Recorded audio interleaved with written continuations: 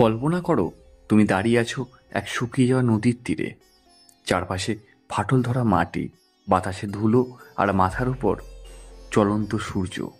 এটা 2025 নয়, এই দৃশ্য ঘটেছে প্রায় 4000 বছর আগে। হ্যাঁ, জলবায়ু সংকট নতুন কিছু নয়, কিন্তু তখনকার মানুষ, বিশেষ করে প্রাচীন ভারতীয়রা, এই সংকটের মোকাবিলা করেছিল এক ভিন্ন উপায়ে, যা আজ আমাদের বেঁচে থাকার নতুন আশা হতে পারে। চলো সময়ের স্রোতে পেরিয়ে যায় সিন্ধু সভ্যতার নগরে। তুমি দেখতে পাবে শহরের মাঝখানে বড় বড় জলধারা, প্রতিটি বাড়ির পাশে বৃষ্টির জল জমানোর ব্যবস্থা, আর রাস্তাগুলো এমনভাবে তৈরি যে বৃষ্টির জল নষ্ট না হয়ে জমা হয়। এখানে বৃক্ষ কাটা মানে শুধু গাছ কাটা নয়, এটা সমাজের কাছে এক ধরনের পাপ। অসত্য, বট, তেঁতুল এসব গাছকে শুধু ছায়া নয়, জীবনের রক্ষক বলে মনে করা হয়।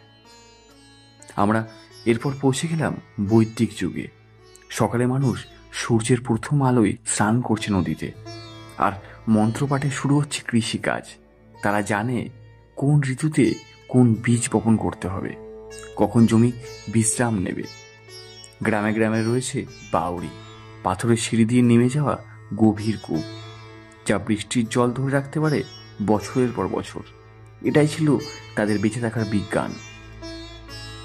আজ আমরা সেই জ্ঞান ভুলে গেছি।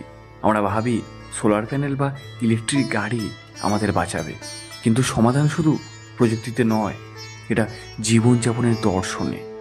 যদি আমরা শহরে ছোট ছোট বন তৈরি করি, প্রতিটি ভবনে বৃষ্টির জল সংরক্ষণ বাধ্যতামূলক করি, কৃষিতে রাসায়নিক সার ছেড়ে প্রাকৃতিক সার ব্যবহার করি, আর প্রতিটি অঞ্চলে স্বনির্ভর শক্তির উৎস গড়ে তুলি, তাহলে হয়তো আমরা অতীতের মতোই ভবিষ্যৎকেও বাঁচতে পারব।